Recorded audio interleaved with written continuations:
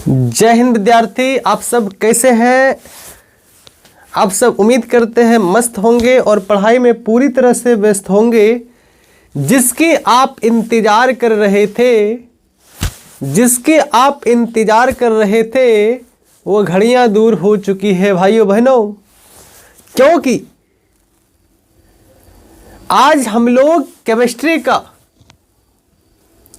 Long question करवाने जा रहे हैं। 12 साल का लॉन्ग क्वेश्चन करवाएंगे, तो जल्द से जल्द चैनल को सब्सक्राइब कर लो और वीडियो को देखो डेली भाई। समझ में आ रहा है ना, क्योंकि आपके लिए डेली वीडियो बनाया जा रहा है। ओके, तो आज का सबसे लॉन्ग क्वेश्चन है, सबसे पहला जो लॉन्ग क्वेश्चन है वो बहुत इंपॉर्टेंट है और एग्जाम में बहुत बार पूछा गया। जो क्वेश्चन का नाम है संपर्क विधि द्वारा, किस विधि द्वारा? संपर्क विधि द्वारा आपको बनाना है सल्फ्यूरिक अम्ल। देखिए क्वेश्चन वहां पे लिखा हुआ है सामने कि गंधका अम्ल उत्पादन की संपर्क विधि का सिद्धांत लिखें। तो यही सिद्धांत है भाई, जो आपका डायग्राम है ना, वही तो सिद्धांत है। इसी डायग्राम को देखते हुए आपको सिद्धांत लिखना है। सबसे पहला आप जान ले कि गंधका अम्ल हम लोग बोलते हैं सल्फ्यूरिक अम्ल। गंधका अम्ल बोलते हैं हम लोग सल्फ्यूरिक अम्ल को, जिसे अम्लों का राजा भी कहा जाता है। तो इस अम्लों का राजा हम लोग कैसे बनाते हैं? देखिए बड़ा आसान है, केवल हम जितना बात बोलेंगे उस पे ध्यान आपको देना है।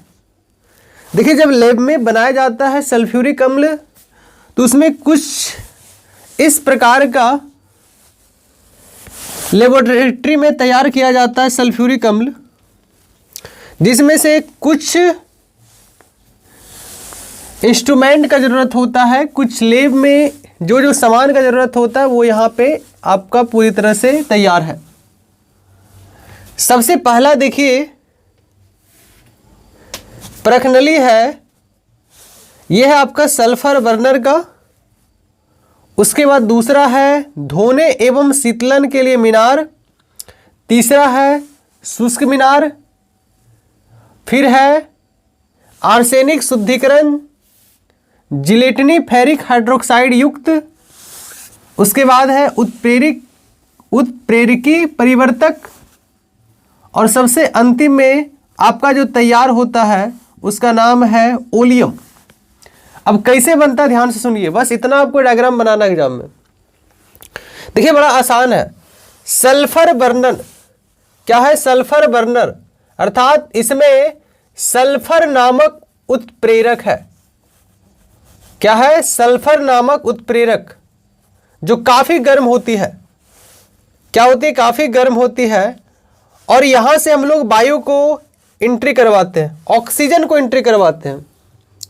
और आपको पता है कि यहाँ पे सल्फर है, तो सबसे पहले सल्फर में जैसे ऑक्सीजन एंट्री मारा, सल्फर उत्प्रेरक गर्म है, जैसे यहाँ पे ऑक्सीजन इंटर किया, तो बताइए स्टेप नंबर 1 में क्या हुआ? सल्फर, और सल्फर याद रखिएगा हमेशा S8 के फॉर्म में होता है। ये ऑक्सीजन से रिएक्शन किया तो बना सल्फर डाइऑक्साइड। क्या बना भाई? Sulphur dioxide. अगर आप इसे संतुलित करना चाहते हैं तो कर दीजिए। यहाँ पे सल्फर का संख्या 8 है और यहाँ पे सल्फर का संख्या कितना भाई? 1 है, तो इसे 8 बना दे। क्या ऑक्सीजन कितना हो गया? 16 हो गया, तो यहाँ भी 8 बना दीजिए। ये आपका संतुलित हो गया। तो सिंपल आपको याद रखना है कि सबसे पहला जो प्रखनली है वो है सल्फर बर्नर, और इसके अंदर ऑक्सीजन को इंटर करवाते हैं। जैसे इंटर करवाते हैं हमारा तैयार हो जाता है सल्फर डाइऑक्साइड। ये फर्स्ट स्टेप, बड़ा आसान है। अब सेकेंड स्टेप में देखिए क्या होता है। ये काफी गर्म होने के कारण जब अगला ये प्रखनली में जाता है तो यहां पे जल का फुहारा लगाया जाता है। जल का फुहारा इस प्रखनली में डाला जाता है। जिसके कारण इससे आने वाला सल्फर डाइऑक्साइड जो गर्म है वो क्या हो जाए, थोड़ा नॉर्मल हो जाए, इसका टेम्परेचर में थोड़ा कमी आ जाए। स्टेप नंबर 2, यहां पे क्या हुआ, जैसे ये सल्फर डाइऑक्साइड गया, ये काफी गर्म होने के कारण इसके ऊपर जल का फुहारा मारा गया, जिसके कारण क्या हो गया, ये नॉर्मल हो गया, जो पहले से टेम्परेचर था उससे थोड़ा नॉर्मल हो गया। इतना आपको समझ में आ रहा है। अब आगे स्टेप में देखिए क्या होता है, जैसे पानी का फुहारा मारा, ये गीला हो गया, गीला होने के कारण फिर इस प्रकनली में गया सल्फर डाइऑक्साइड, क्या गया, सल्फर डाइऑक्साइड, क्या गया, सल्फर डाइऑक्साइड। तो ये गीला होने के कारण इसको फिर से देखिए यहां पे सूखा किया गया, और सूखा करने वाला जो प्रकनली है उसका नाम है सांद्र, इसमें जो जिसका फुहारा डाला गया उसका नाम है सांद्र सल्फ्यूरिक अम्ल की फुहार। अब तो आप सोच रहे होंगे कि सल्फ्यूरिक अम्ल बनाना ही है और सल्फ्यूरिक अम्ल मार ही रहे। हाँ भाई, जो प्रोसेस है वही करना है आपको, तो याद रखिएगा। यहां पे गीला सल्फर डाइऑक्साइड होने के कारण इस प्रकनली के अंदर जैसे गया, तो बताइए इसके ऊपर क्या चीज का फुहारा मारा गया, पानी का फुहारा नहीं मारा गया, इस बार सांद्र सल्फ्यूरिक अम्ल की फुहारा मारा गया, जिसके कारण वो क्या हो गया, शुष्क हो गया, अर्थात सूख गया। जैसे यहाँ पे क्या हुआ, यहाँ पे शीतलन हो गया, काफी ठंडा हो जाने के कारण, गीला हो जाने के कारण इसको क्या किया गया, फुहारा मार के सुखाया गया। अब देखिए आगे एक पॉइंट हम आपको बताना भूल गए, यहाँ धूल अवक्षेपक है। जैसे ही ऑक्सीजन गया इसके अंदर, तो आपको पता है यहाँ से धूल कण भी इंटर करेगा, और धूल कण जैसे इंटर करेगा तो यहाँ पे आगे जाके ये धूल कण इसके अंदर चिपक जाता है। ये जो धूल अवक्षेपक है ये पूरा तरह से चिपक जाता है, लेकिन पूरा शुद्ध अभी भी नहीं होता है। तो आगे जाके इस सल्फर डाइऑक्साइड को शुद्ध करने के लिए एक और शुद्धिकारक लगाया गया, जिसका नाम है आर्सेनिक शुद्धिकारक, और साथ में जिलेटिनी फेरिक हाइड्रोक्साइड भी रहता है इसमें, जिसके कारण यहां से क्या हुआ, सल्फर डाइऑक्साइड गया, और जो भी अशुद्धि था वो अशुद्धि क्या हुआ, खत्म हो जाएगा यहां से। उसके बाद फिर अगला प्रकनली में जाएगा, अगला प्रकनली में जैसे सल्फर डाइऑक्साइड गया, और साथ में देखिए यहां से ऑक्सीजन भी जाएगा, क्या जाएगा, ऑक्सीजन भी जाएगा। तो सल्फर डाइऑक्साइड साथ में ऑक्सीजन भी रहेगा, यहां पे सल्फर डाइऑक्साइड ऑक्सीजन भी रहेगा साथ में। ये उत्प्रेरक के रूप में कौन यहां पे डाला गया, यहां पे उत्प्रेरक के रूप में आया V2O5। जैसे सल्फर डाइऑक्साइड की अभिक्रिया ऑक्सीजन से करवाया गया उत्प्रेरक की उपस्थिति में, तो बना सल्फर ट्राइऑक्साइड। क्या बना, सल्फर ट्राइऑक्साइड। इतना आपको लिखना है, ये स्टेप नंबर 2 है। संतुलित करना चाहेंगे तो कर दीजिएगा, आपको संतुलित करने आता ही है। अब देखिए फिर इस सल्फर ट्राइऑक्साइड को अगला प्रकनली में लेके गया, एकदम सिंपल है, स्टेप नंबर 3, और फिर इसके ऊपर से मारा गया सल्फ्यूरिक अम्ल अर्थात H2SO4, तब जाके हमारा तैयार हुआ ओलियम। ओलियम का सूत्र होता है H2H2O7। ये क्या तैयार हुआ, ओलियम। ओलियम जैसे तैयार हुआ, इस ओलियम को बाहर निकाला गया यहां से। अब स्टेप नंबर 4 में क्या हुआ, स्टेप नंबर 4 सब हरा कुछ लिखना, step number 1, step number 2, step number 3। Step number 4 में क्या हुआ, जैसे ये ओलियम तैयार हुआ, इस ओलियम का H2H2O7 का अभिक्रिया जल से करवाया गया। किसके साथ करवाया गया, जल से। जैसे ही ओलियम की अभिक्रिया जल से करवाते हैं तो हमारा सल्फ्यूरिक अम्ल तैयार हो जाता है। यही तो बनाना है, तो याद रखिएगा, संपर्क विधि द्वारा सल्फ्यूरिक अम्ल बड़ा आराम से तैयार होता है। सबसे पहले सल्फर बर्नर है, उसके बाद शीतलन मीनार है, उसके बाद शुष्कन मीनार है। तो यहाँ पे देखिए सल्फर उत्प्रेरकी जो काफी गर्म होता है, इसके अंदर क्या डाला गया, ऑक्सीजन। ऑक्सीजन जैसे ही डाले सल्फर डाइऑक्साइड बना। इतना तो आपको समझ में आ गया। ये सल्फर डाइऑक्साइड में काफी अशुद्धि होने के कारण, यहाँ से धूल कण प्रवेश करने के कारण आगे लगाया गया धूल अवक्षेपक, और इसके अंदर धूल क्या होता है, चिपक जाता है। लेकिन पूरा तरह से अभी भी क्लियर नहीं हुआ। फिर देखिए, आपको पता है कि ये सल्फर डाइऑक्साइड काफ़ी गर्म होने के कारण इसके अगला जो मीनार है उसमें जल का फुहारा लगाया गया, ताकि ये क्या होगा, थोड़ा नॉर्मल हो जाए सल्फर डाइऑक्साइड। फिर गीला होने के कारण फिर अगला प्रणाली में इसको सुखाया गया, किसके द्वारा, सांद्र सल्फ्यूरिक अम्ल द्वारा। ये पूरी तरह से शुद्ध नहीं होने के कारण आगे एक और पदार्थ है जिसका नाम है आर्सेनिक शुद्धिकारक, जो सल्फर डाइऑक्साइड को पूरी तरह से शुद्ध करता है। और शुद्ध करने के बाद जैसे ही अगला प्रणाली में जाता है, सल्फर डाइऑक्साइड ऑक्सीजन से अभिक्रिया करता है। उत्प्रेरक के रूप में क्या होता है, V2O5, तो क्या बनता है, सल्फर ट्राइऑक्साइड। और फिर ये सल्फर ट्राइऑक्साइड को अगला प्रणाली में लेके गया और इसके ऊपर से फिर मारा गया सल्फ्यूरिक अम्ल। क्या मारा गया, सल्फ्यूरिक अम्ल। तो याद रखिएगा, स्टेप नंबर 3 में जब SO3 की अभिक्रिया H2SO4 से हुआ तो ओलियम तैयार हुआ, और जैसे ओलियम तैयार हुआ तो इसका अभिक्रिया बताइए किससे करवा दिया, जल से। हमारा तैयार क्या हो गया, सल्फ्यूरिक अम्ल। कैसा लगा? तो आप सबसे पहले आप स्क्रीनशॉट ले लें, स्क्रीनशॉट लीजिए जल्दी जल्दी। बस इतना आपको एग्जाम में करना है, आपको आराम से नंबर मिलेगा। सारा लॉन्ग क्वेश्चन करवा रहा है, जल्द से जल्द सब्सक्राइब कीजिए भाई।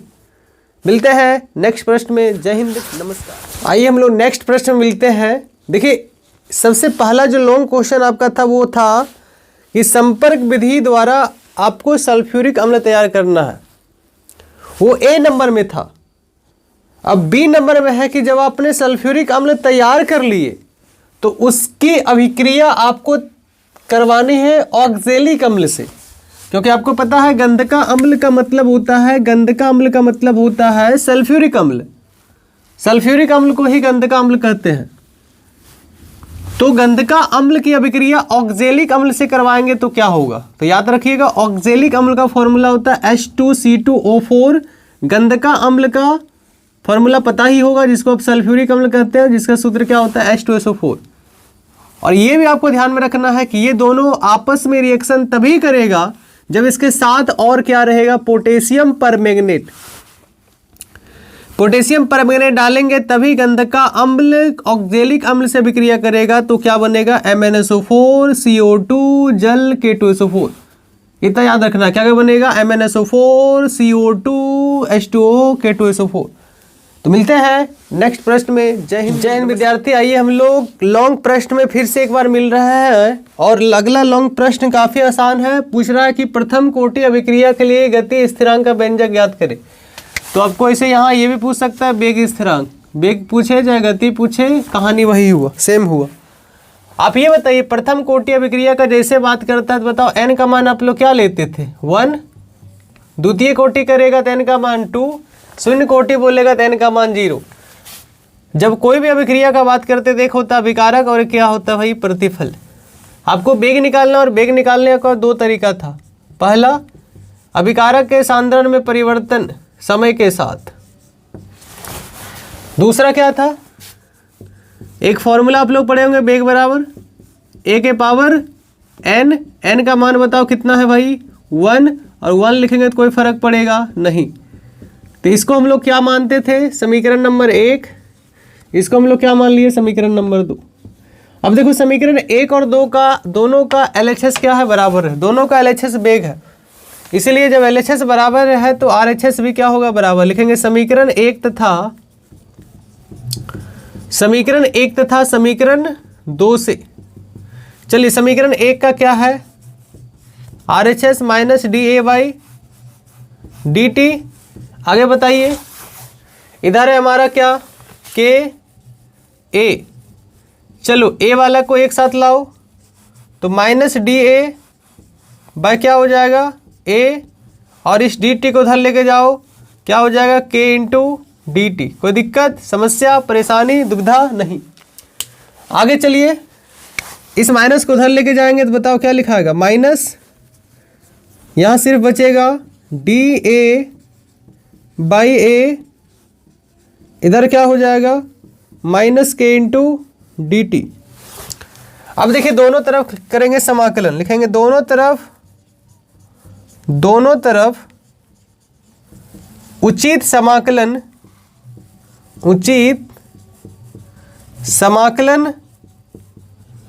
करने पर, तो समाकलन कर दीजिए।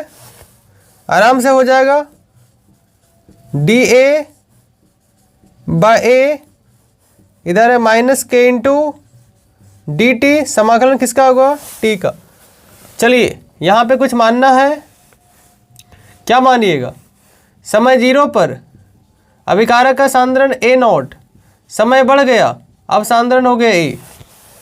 तो यहाँ पे d के अनुसार आपको लिमिट लगाना था, d के साथ क्या है t, तो t lower limit 0, upper limit क्या हो जाएगा t, यहाँ हो जाएगा लोअर लिमिट A0 और यहाँ हो जाएगा A। सभी लोग बताओ dx बटे dx बाय x का इंटीग्रेशन क्या होता है, log x। log x तो होगा लेकिन बेस में कितना होगा e। कोई दिक्कत, समस्या, परेशानी नहीं। आगे बताइए, यहाँ होगा एक बार लोअर लिमिट A0 से A तक, यहाँ हो जाएगा माइनस के t, 0 से लेकर कहाँ तक भाई, t तक। चलिए बैठाते चल जाइए, आते जाएगा मान, एक बार अपर लिमिट को एक बार लोअर लिमिट को, तो हो जाएगा log A minus log A0। आगे बताइए क्या हो जाएगा, माइनस इधर हो जाएगा t माइनस 0। चलिए इसको आगे बढ़ाइए, log A minus log A0, इधर हो जाएगा माइनस के टी। किसी को समस्या, दुविधा, परेशानी नहीं, तो इसको प्लस में कर दीजिए, के टी इधर आएगा प्लस में, इन सारा को उधर लेके जाइए, ये प्लस में है तो माइनस में आ जाएगा, ये माइनस में तो क्या होगा प्लस में, तो पहले ये लिखिए log A0 minus log A। चलिए आगे बढ़िए, के टी बराबर यहाँ हो जाएगा log क्या हो जाएगा A0 बाई A। किसी को दिक्कत, बेस में बताओ सभी लोग कितना है e, और बेस e को 10 में बदलने के लिए कितना से गुना करते हैं, 2.303 से। तो हमारा यहाँ पे आप अगर आप इसको ऐसे लिखिएगा 2.303 log बेस में कितना भाई 10, A0 से A तक। चलिए अगर यहाँ से t का मान निकाल लेंगे तो k को नीचे भेजिए, 2.303 बटे क्या हो जाएगा k, इधर हो जाएगा log A0 बाई A। अगर यहाँ से आप k का मान निकालिएगा तो बताओ क्या लिख लेगा, 2.303 बटे क्या हो जाएगा t, इधर क्या हो जाएगा log A0 से A तक। कैसा लगा, अरे बड़ा आसान है भाई, कुछ नहीं है। तो सबसे पहले आप लोग स्क्रीनशॉट ले लें, हो गया स्क्रीनशॉट। तो मिलते हैं नेक्स्ट प्रश्न में। जय हिंद विद्यार्थी। आइए फिर से हम लोग एक नए क्वेश्चन की ओर बढ़ते हैं। 5 नंबर वाले में प्रथम कोटि अभिक्रिया के लिए A नंबर था और B नंबर है प्रासरण और विसरण में अंतर स्पष्ट करें। तो देखिए आपके सामने हम लिख दिए हैं और बड़ा आसानी से आप याद कर सकते हैं। इसे आप सबसे पहले आप स्क्रीनशॉट ले लें। हो गया स्क्रीनशॉट, चलिए याद करते हैं। प्रासरण क्रिया केवल और केवल द्रव में होती है, जबकि विसरण क्रिया ठोस, द्रव और गैस तीनों में हो सकती है। याद कीजिए, प्रासरण क्रिया केवल और केवल कहाँ होती है, द्रव में, और विसरण क्रिया कहाँ पे होती है, ठोस, द्रव और गैस तीनों में। पहला पॉइंट। दूसरा पॉइंट, प्रासरण के लिए अर्धपारगम्य झिल्ली की आवश्यकता होती है। प्रासरण के लिए, बोलते जाइए, प्रासरण के लिए अर्धपारगम्य झिल्ली की आवश्यकता होती है और विसरण के लिए किसी भी प्रकार की झिल्ली की आवश्यकता नहीं होती है। फिर से बोलिए, प्रासरण केवल द्रव में होती है, विसरण ठोस में भी होता है, द्रव में भी होता है और गैस में भी होता है। प्रासरण होने के लिए अर्धपारगम्य झिल्ली की आवश्यकता होती है और विसरण में अर्धपारगम्य झिल्ली की आवश्यकता नहीं होती है। तीसरा पॉइंट आप याद रखिएगा, प्रासरण निश्चित दिशा में होने वाली क्रिया है। प्रासरण निश्चित दिशा में होने वाली क्रिया है और विसरण सभी दिशा में होने वाली क्रिया है। विसरण सभी दिशा में होने वाली क्रिया है। अगला पॉइंट है आपका कि प्रासरण दाब होता है जो विलयन की सांद्रता पर निर्भर करता है। प्रासरण दाब केवल और केवल विलयन की सांद्रता पर निर्भर करता है। और याद रखिएगा, पहले तीसरा पॉइंट हम लोग याद करते हैं। प्रासरण निश्चित दिशा में होने वाली क्रिया है और विसरण सभी दिशा में होने वाली क्रिया, ये भी याद हो गया। चौथा याद रखिएगा, प्रासरण दाब होता है जो विलयन की सांद्रता पर निर्भर करता है। इस क्रिया में कोई दाब होता ही नहीं है, तो निर्भर किस पे करेगा? प्रासरण क्रिया कम प्रासरण दाब वाले विलयन से अधिक दाब वाले विलयन की ओर होते हैं, इसमें अधिक दाब से कम वाले की ओर होते हैं, बस यही अंतर है। तो आप इसे स्क्रीनशॉट ले लें। मिलते हैं नेक्स्ट प्रश्न में। जय हिंद, नमस्कार। जय हिंद विद्यार्थी, आइए हम लोग फिर से नेक्स्ट प्रश्न में आगे बढ़ते हैं। ये भी लॉन्ग क्वेश्चन है और ये इसमें भी 2 पार्ट है। क्या होता है जब ए नंबर फिर बी नंबर पूछेगा, 2.5 नंबर का देगा आपको। तो जिसमें पहला है, क्या होता है जब शुष्क ईथर की उपस्थिति में मेथिल ब्रोमाइड की अभिक्रिया सोडियम से किया जाता है। क्या पूछ रहा है? क्या होता है जब शुष्क ईथर की उपस्थिति में मेथिल ब्रोमाइड की अभिक्रिया किससे होता है भाई? सोडियम से। तो आप आराम से इसे लिख सकते हैं, मेथिल ब्रोमाइड। क्या है भाई? Methyl bromide. फिर से बताइए, ये अभिक्रिया कौन सा अभिक्रिया होता है? बुर्ज अभिक्रिया, क्योंकि आप कुछ लोग पढ़े होंगे। जब एल्किल हैलाइड की अभिक्रिया सोडियम की उपस्थिति में, जब एल्किल हैलाइड की अभिक्रिया शुष्क ईथर की उपस्थिति में सोडियम से किया जाता है तो एल्केन का निर्माण होता है। यह अभिक्रिया बुर्ज अभिक्रिया कहलाता है। तो लिखेंगे मेथिल ब्रोमाइड। तो मेथिल ब्रोमाइड का फॉर्मूला होता है CH3Br। इसका अभिक्रिया बताइए किससे किया जा रहा है? सोडियम से। किसकी उपस्थिति में? शुष्क ईथर की उपस्थिति में। शुष्क ईथर की उपस्थिति में। आपको पता है सोडियम के ऊपर प्लस चार्ज, Br के ऊपर क्या होता है? Minus charge. इसका संख्या हम लोग क्या कर देंगे? दुगुना। इसका भी संख्या कितना कर देंगे? दुगुना। बताइए सोडियम प्लस किसको लेके भागेगा? Br माइनस को। किसको लेके भागेगा? Br माइनस को। तो बताओ क्या बन जाएगा? Sodium bromide. क्या बन जाएगा? Sodium bromide. और साथ में ये CH3 दो आपस में कनेक्ट हो जाएगा, CH3 सिंगल बॉन्ड CH3। तो बताओ ये क्या बन गया? एथेन। तो इसे लिखेंगे आप बना के, आंसर देके यहाँ लिखना है। क्या होता है जब मेथिल ब्रोमाइड की अभिक्रिया सोडियम से किया जाता है शुष्क ईथर की उपस्थिति में? लिखेंगे जब मेथिल ब्रोमाइड की अभिक्रिया शुष्क ईथर की उपस्थिति में सोडियम से किया जाता है तो एथेन का निर्माण होता है। यही आपको लिखना भी है।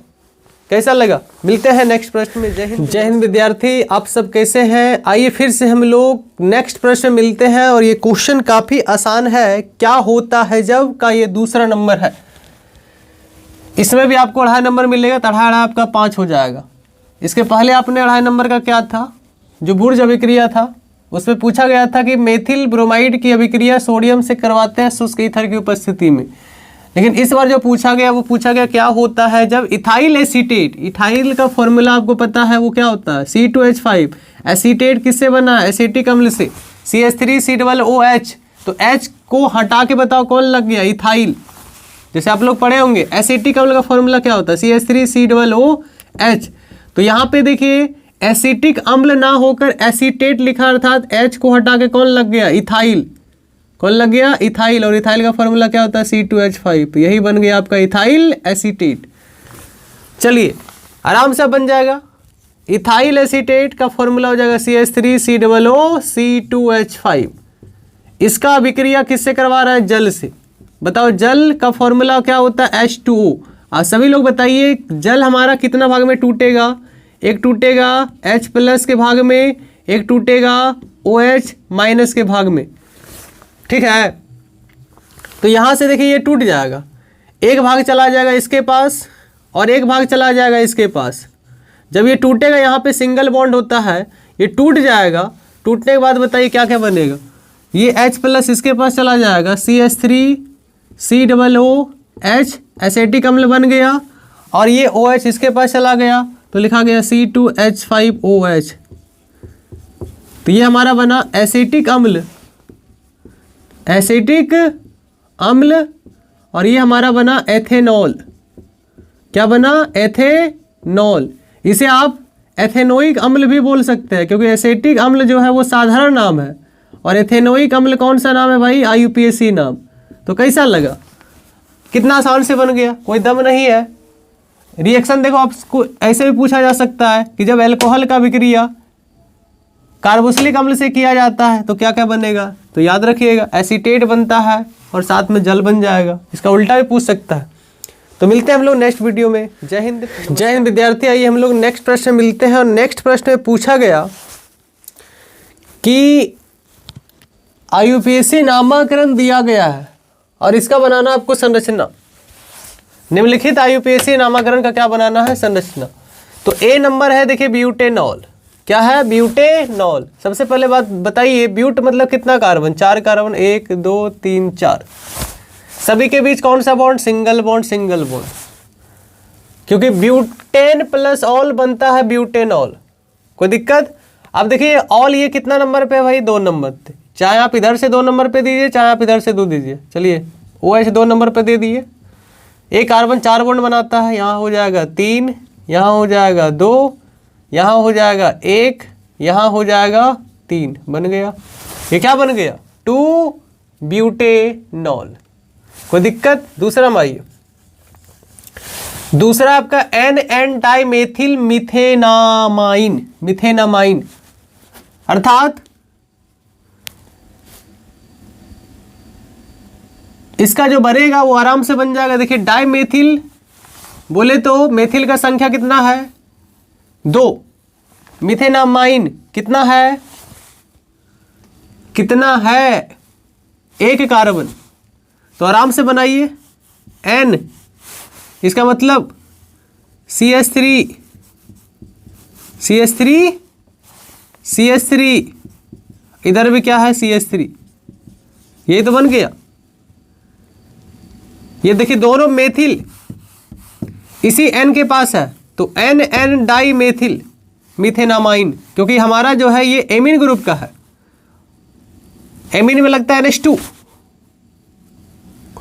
कितना आसानी से बन गया। C नंबर में आइए। 2 एमिनो टोलोइन। सबसे पहले आप टोलोइन बनाइए। क्या बनाइए? टोलोइन। और टोलोइन आप लोग जानते हैं बेंजीन में क्या लगाएंगे? CH3। ये हमारा बन गया टोलोइन। लेकिन एमिनो भी है, तो एमिनो कितना नंबर पे है? 2 नंबर पे। तो आप यहाँ पे NH2 लगा दीजिए। यही हमारा क्या बन गया है? 2 एमिनो टोलोइन। क्योंकि यहाँ से 1 होगा, यहाँ से 2 होगा, 3 होगा, 4 होगा, 5 होगा, 6 होगा। 2 एमिनो और ये पूरा होता है टोलोइन। कितना आसान है। पूछे भाई? तो आप स्क्रीनशॉट ले लें। मिलते हैं नेक्स्ट प्रश्न में। जय हिंद। जय हिंद विद्यार्थी। आइए हम लोग नेक्स्ट प्रश्न में मिलते हैं। और नेक्स्ट प्रश्न भी काफ़ी आसान है। अगर आप मेरा कल वाला वीडियो देखे होंगे तो आप ये आराम से आप समझ जाइएगा। देखिए आपसे पूछा गया HF, HCl, HBr, HI पे सबसे प्रबल अवकारक कौन है? तो सबसे पहले आप जानिए, अवकारक का मतलब होता है जो अपचयन करवाता है। जो अपचयन करवाता है। अवकारक का मतलब जो अपचयन करवाता है। और अपचयन का मतलब होता है हाइड्रोजन का। हाइड्रोजन का अपचयन अभिक्रिया पढ़े है ना? एक होता है ऑक्सीकरण, एक होता है अवकरण। H का जुड़ना और ऑक्सीजन का निकलना, ये होता है। फिर से बताइए, अवकारक का मतलब जो अपचयन करवाता है, अर्थात ये H देगा और ये H तभी देगा जब इसके पास H होगा, तभी तो करवाएगा अपचयन। तो देखो कितना आराम से समझ जाएगा। सब में देखो H H H H है, इसका मतलब सबका आकार होगा सेम। लेकिन ये देखो फ्लोरीन, क्लोरीन, ब्रोमीन, आयोडीन, कल आपको पढ़ाए थे। ये देखिए फ्लोरीन है, ये क्लोरीन है, ये ब्रोमीन है, ये आयोडीन है। ये वर्ग नंबर किसका है? 17 का। और वर्ग नंबर 17 को हम लोग हेलोजन फैमिली के नाम से जानते हैं। और कल आपको पढ़ाए थे वर्ग में ऊपर से नीचे आने पर आकार क्या होता है? आकार बढ़ता है। क्या होता है भाई? आकार बढ़ता है। तो इसका मतलब इसका आकार कुछ और होगा, इसका आकार कुछ और होगा, इसका आकार कुछ और होगा, क्योंकि ये जैसे जैसे नीचे आइएगा आकार क्या होगा? बढ़ते जाएगा। तो आप ये बताइए, अगर बढ़ते जाएगा तो इसका मतलब यहां पे बंद क्या होगा? मजबूत की कमजोर? ये कमजोर होगा, क्योंकि कल हम आपको एग्जाम्पल बताए थे ईंट वाला और खुफिया वाला, याद है ना? एक आकार बहुत बड़ा है, एक आकार छोटा है, इसको पकड़ लेंगे कितना आराम से। अगर आप इस ईंटा को पकड़िएगा तो बताइए आराम से पकड़ पाइएगा? नहीं पकड़ पाइएगा। एग्जाम्पल हम कल दिए थे ना, तो आप पीछे वाला वीडियो देखें तभी आपको समझ में आएगा। बताइए किसका बॉन्ड पहले टूट जाएगा? यह है आपका HF, यह है आपका HCl, यह है आपका HBr और यह आपका क्या है HI। इसका बॉन्ड टूटेगा क्योंकि इसके बीच का बंध क्या होता है? कमजोर रहेगा, और कमजोर रहेगा तो यहां से बताओ H क्या होगा? पहले निकल जाएगा, और H निकलेगा तभी तो देगा। अवकारक का मतलब होता है जो अपचयन करवाता है, अपचयन का मतलब होता है हाइड्रोजन का जुड़ना, ऑक्सीजन का निकलना। इसका मतलब ये H देगा, तो H बताओ कौन पहले देगा? HI HI HI HI HI। समझ में आ रहा है ना? इसका मतलब सबसे अच्छा अवकारक कौन होगा? HI। तो आप याद रखिएगा, ऊपर से नीचे आने पर अवकारक का प्रकृति बढ़ती है, अवकारक की प्रकृति बढ़ती है। क्यों? क्योंकि बंध क्या होता है? कमजोर हो जाता है।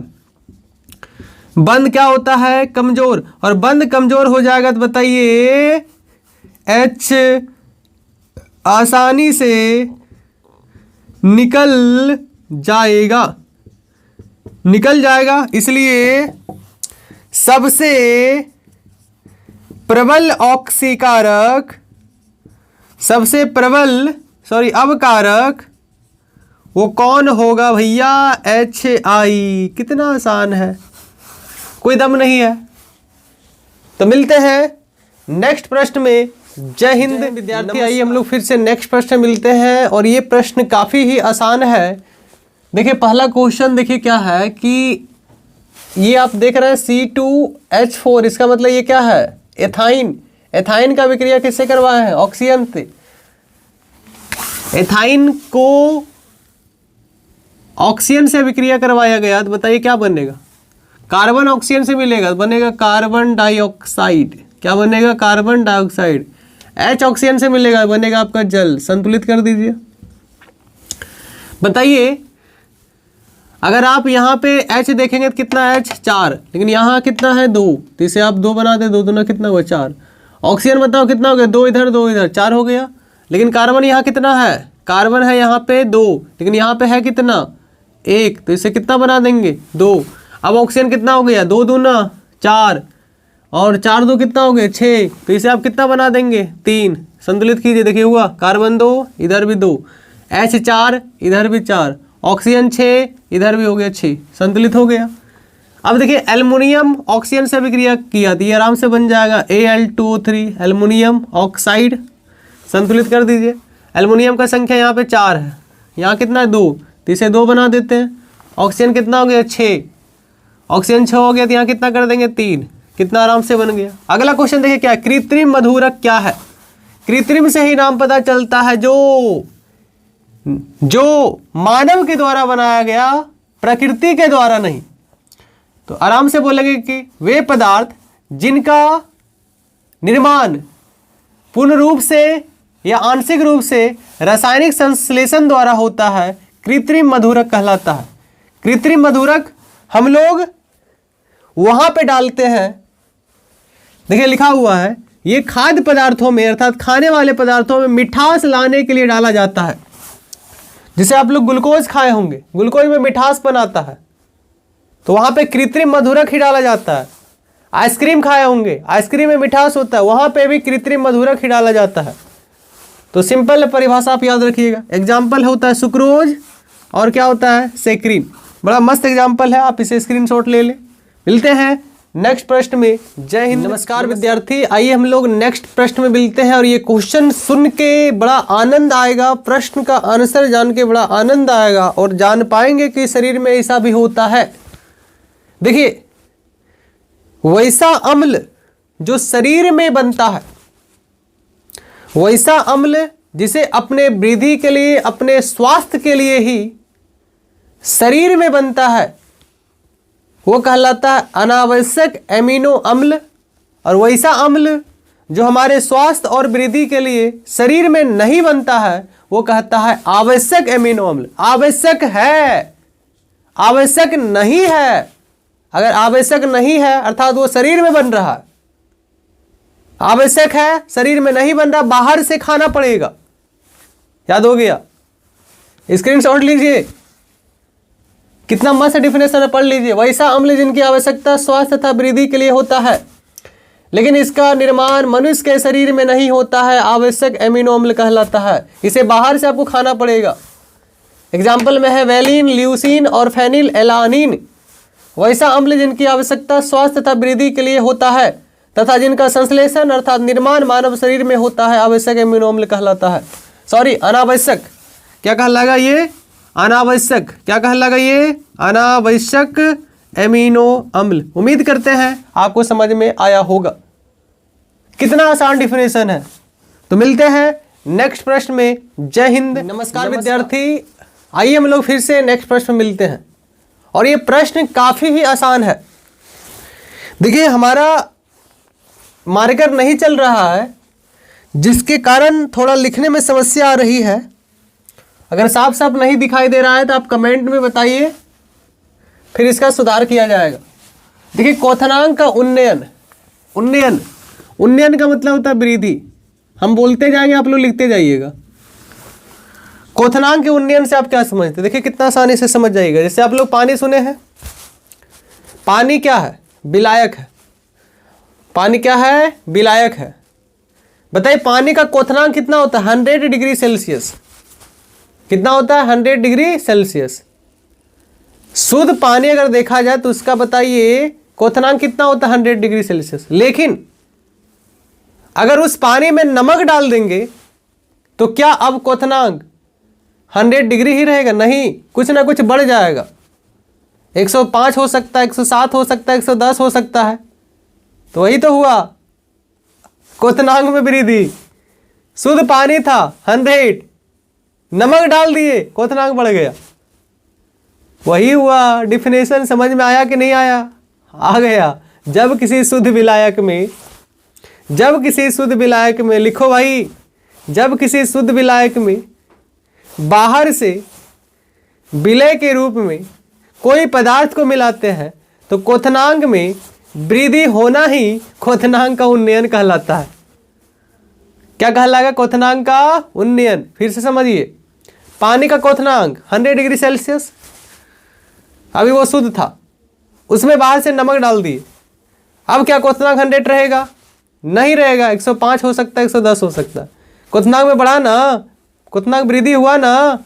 इसलिए बोलता है इसका परिभाषा कि जब किसी शुद्ध विलायक में बाहर से विलय को मिलाते हैं तो क्वथनांक में वृद्धि होना ही क्वथनांक का उन्नयन कहलाता है। चलिए, याद हो गया? अब पूछ रहा है कि क्वथनांक उन्नयन और घुल के अनुभार के बीच संबंध स्थापित करें। देखिए, एक फॉर्मूला हम पढ़ाए थे, क्वथनांक उन्नयन को डिनोट किससे करते हैं? टीवी से। इसका फॉर्मूला आप लोग पढ़े हुए K/M। यहां से हम आंसर देखिए बता रहा है, ये आंसर हम बोल दिए हैं। M हमारा होता है मोललता, यहाँ K भी होता है ना। ये होगा स्थिरांक, बॉइलिंग पॉइंट का स्थिरांक, क्वथनांक स्थिरांक। इसको आगे बढ़ाइए, TB, ये है KB। मोललता का फॉर्मूला आप लोग पढ़े होंगे, विलय का मोल N से डिनोट कर रहा है, बटे विलायक का द्रव्यमान W से डिनोट कर रहा है। किससे डिनोट कर रहा है? विलायक का द्रव्यमान W से। अगर ये ग्राम में होगा तो किलोग्राम में बदलने के लिए कितना से भागा देंगे? 1000 से। जब 1000 से भागा दीजिएगा तो बताओ 1000 कहाँ चला जाएगा? ये ऊपर। समझ में आ रहा है कि नहीं आ रहा है? तो बताओ डेल्टा टी भी बराबर क्या निकला? KB N 1000 बटे क्या है भैया? W। क्वथनांक उन्नयन है। अब आपको अनुभार में संबंध निकालना है, तो अनुभार को कन्वर्ट कर दीजिए। N हमारा क्या है? मोल। N हमारा क्या है? मोल की संख्या। और मोल बराबर आप लोग पढ़े होंगे भार बटे, मोल बराबर भार बटे अनुभार, भार बटे अनुभार, भार बटे अनुभार। भार को लिख रहा है W' और अनुभार को लिख रहा है M। M कहीं है? नहीं, कुछ भी लिख सकते हैं। तो बताओ डेल्टा TB बराबर क्या आ गया? KB। यहां पे क्या होगा? W' बटे W। कोई दिक्कत? इंटू एम इंटू क्या है भाई 1000। किसी को समस्या परेशानी आ गया ना भाई। क्वथनांक का उन्नयन और अनुभार में संबंध, यही तो लाना था। कहानी खत्म, मेला हजम। बन गया कि नहीं बना? बन गया। तो आप आराम से एग्जाम में लिखिएगा, साफ सुथरा लिखिएगा, नंबर 5 में 5 मिलेगा। मिलते हैं नेक्स्ट वीडियो में। जय हिंद, नमस्कार। डेली इसी तरह लॉन्ग क्वेश्चन आते रहेगा, आप पढ़ते रहिए, हंसते रहिए, खेलते रहिए और मुस्कुराते रहिए, एग्जाम में फोड़ के आइएगा।